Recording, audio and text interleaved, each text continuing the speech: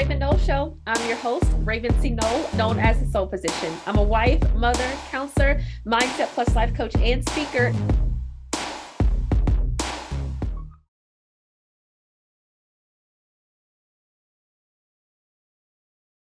Hey, Aaja, how are you? Raven, I am doing really, really well. How are you? I am doing fantastic. So excited to have you on the show today. Thank you for having me. You are the bomb. So it is an honor to be here. Awesome. Well, I know that, you particularly, you have an online presence and you have for some years now. I know that you've been in the online space, online and offline. I don't know who hasn't worked with Aaja. I've worked with you, and I know that you are pretty much plugged in online and offline. And so your business isn't just like a solely online presence. And so, but you'll still be considered an influencer in your field as a brand strategist and someone who does show up online. So let us know, how do you feel about having an online presence? How does that feel to you? What's your perspective behind that? It's interesting because the first thing that came to mind is how I'm hearing a lot of influencers say, like, I'm doing everything I can online to, strike my chord, hit my moment, and then disappear. And for me, I think online is good when used in its proper context. I think that it can become a monster, when you don't have the right perspective about why you're there. So for me, online is a tool to give God glory. By living my life out loud and living in full expression. I believe that how I show up online in a lot of ways proves my platform and proves what it is that I work to support people with. So it's a reinforcement tool for me, but I understand why I'm there. I tend to, I have what I would call a business casual account. And shout out to my friend Brittany Applegate, like some years ago, 8-9 years ago, we sat down and we termed that for kind of like thought leaders, people who don't have a personal and a business, but you kind of use one account for both personal and professional, but it all works together. And so I am there personally, but what I do personally there serves me professionally. So I think it's a good tool because I have been able to manage how I use it. I think something that you said that's really important is that sometimes people lose sight of the purpose, right? We start to think that, we have this online presence and the reason behind it and the why behind it and how we can utilize it as an actual tool to, like you said, prove and kind of give like a resume of who you are. You get lost in all this other stuff where it's like, well, who's doing this and who's doing that? And it kind of starts to make your whole vision for who you are and yourself start to change and transform. And I know specifically you're a brand strategist. So have you seen this with like other people, how, they've shown up online, but then you've worked with them and they start to shift and change and different things of that nature and things kind of get off track for them? Have you seen that happen before? Absolutely. Yeah. I see it happening as early as yesterday. And we are going to give out what we put in. And so I recommend that when anybody is in a time where they need to create from a pure place, they kind of disconnect themselves from so much input in that regard. I mean, you need to be input in the word of God and putting things, related to what you need. But as far as studying other people and how they're doing things and their offers, I mean, because the reality is that somebody else's mix of how they show up and their approach is not necessarily going to produce the same results for you, nor does it work for you, because how they show up is aligned with their it factors and their likability factors. And so, sometimes we study other people, but it's not really to our advantage, because if we are taking cues from our peers, we can only be number two. Never be number one when we're just studying the person that we feel like is in front of us. And so, yes, I see that very often. And going back to that piece we were talking about offline, just about identity, I believe that it takes a knowing of who you really are, of course, to show up in the online space authentically, but to counter a lot of the messages that you are, receiving day in and day out that may make you want to sway one way or the other that's not your authentic self. I love that you said that. I know that we kind of talked offline a little bit about identity and how important that is, but you particularly wear many hats, right? You are a mother, you have a business side of you, you have a ministry side of you as well. And like you're an online engagement pastor, and having all those different hats and being a woman that people will look at and say, oh man, that's a quality woman. That's a woman with great quality, or the caliber of woman that you are. What challenges that are most people not aware of that a person of your caliber may struggle with mentally or emotionally? Yeah, that's a great question. First, thank you. And, um, it's that people like us, you and I, like we're not on all the time, but Yeah, there's an expectation to be on all the time. It's an expectation for there to be a constant outpouring, which yeah. makes you have to understanding that there is an expectation for you to be in a constant pour. You have to govern yourself in a schedule in a way where you are always being poured into. Like you Mhm. cannot let yourself run dry, because then all of a sudden you're no longer filling up the mold or the expectations that other people have of you. But Yeah. not on all the time. Sometimes can be distracted. Sometimes can be unfocused. Sometimes don't know what God is saying about the season, this Yeah. particular season of our life. And I believe that I am fully myself on social media. I don't believe that I am nobody that I'm not, but it still is a curated narrative. Mhm, mhm, mhm. You can only tell so much, and you choose to share what you believe will be most valuable for people, but that does not mean that there's not a story going on behind the scenes. So I can be Yeah. completely myself online, but there still be an underlying story that is forming and is also influencing Yeah. the narrative that's online. So we are not on all the time. We are not invincible, perfect beings. That is something that people need to know. I think it's so good that you said that. People have this expectation that we're always on, right? That at all times, because you see the front facing person, you see the person that shows up online and the pictures look nice and the quotes are really taken care of and everything is pretty aligned. But like you said too, it's still kind of a curated experience in a sense, because we still want to be able to produce and say that, hey, here's our resume of who we Yes, are, and we want to attract clients. So in all, there has to be a way that you do that, but at the same time, not show up as something that you're not, or a person that you're not. absolutely. And I think that people kind of get those two things mixed up. Why do you feel like so many people take the humanity out of a person that may be influential, or a person that may be an expert at what they do, or a person that shows up, front facing? Why do they take that humanity portion out and almost feel like we're super women that show up and, we don't have no struggles. There's nothing going on Yeah. behind the scenes. Why do you think people do that?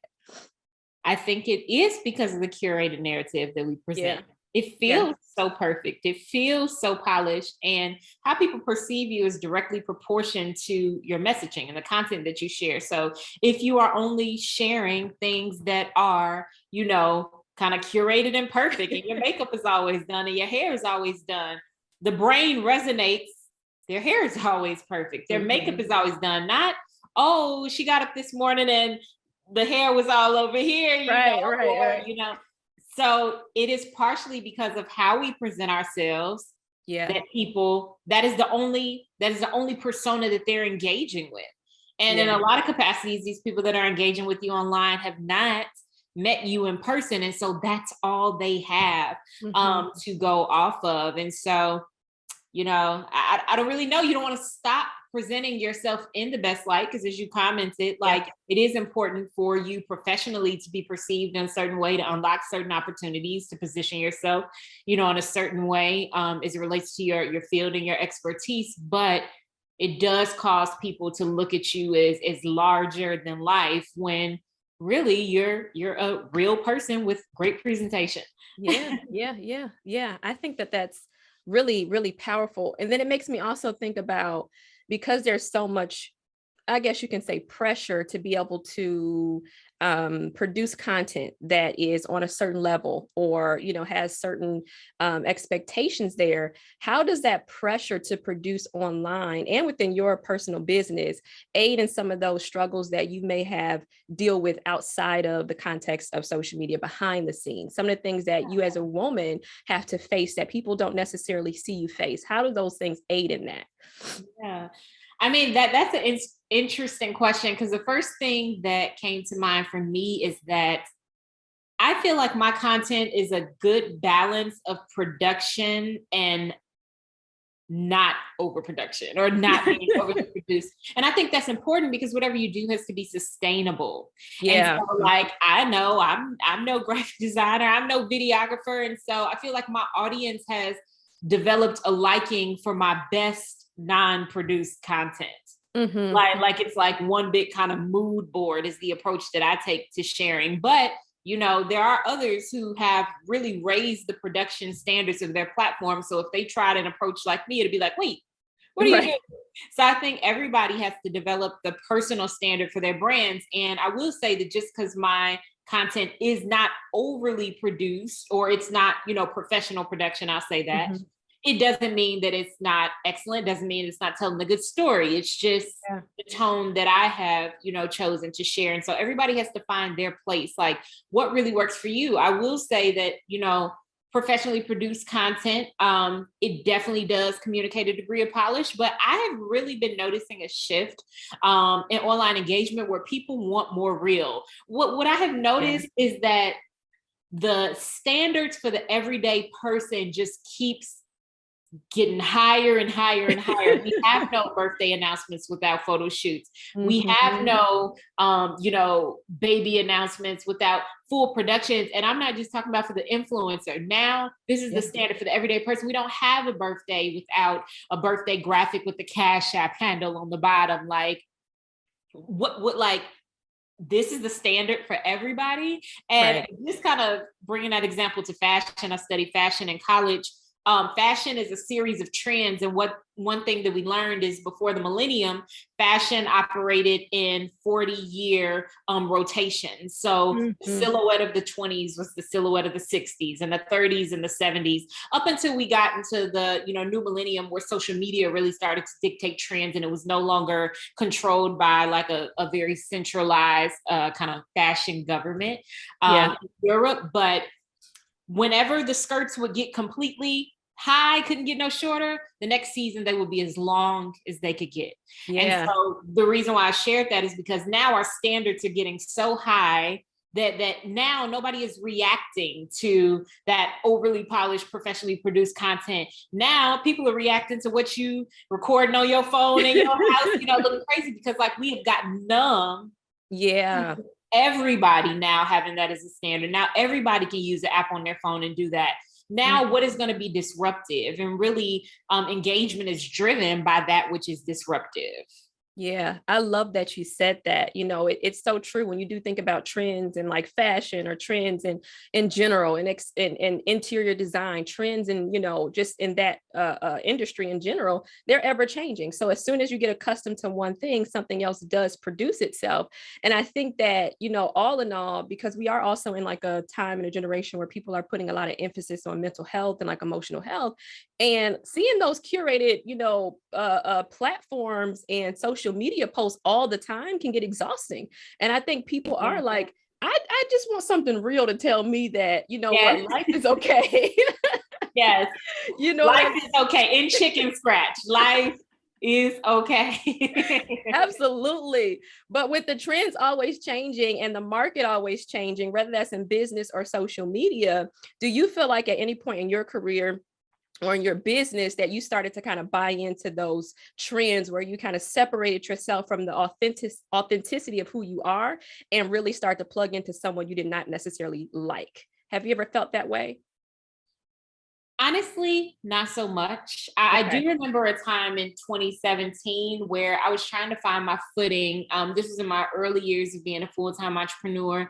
And I remember watching my industry so closely and the shifts that they were making, but more so from a business model and delivery and approach perspective, less about a content perspective. So I haven't really given in to the pressures of, whatever content trends I saw, but directionally I was saying that if this is where my industry is going, this is where I need to go, until I realized that my difference was actually the exact opposite of that, and that's where I really thrived and shown the most. But I just believe I've kind of always been that person that's been a little bit in my own world, and I'm really not so much in tune with a lot of like all the twists and turns. I have people in my network that I go to and I follow if I want to know what the update is, but I'm not necessarily the person that is going and seeking it out, and staying on top of it myself. So I will say that that's not really a challenge that I've had. And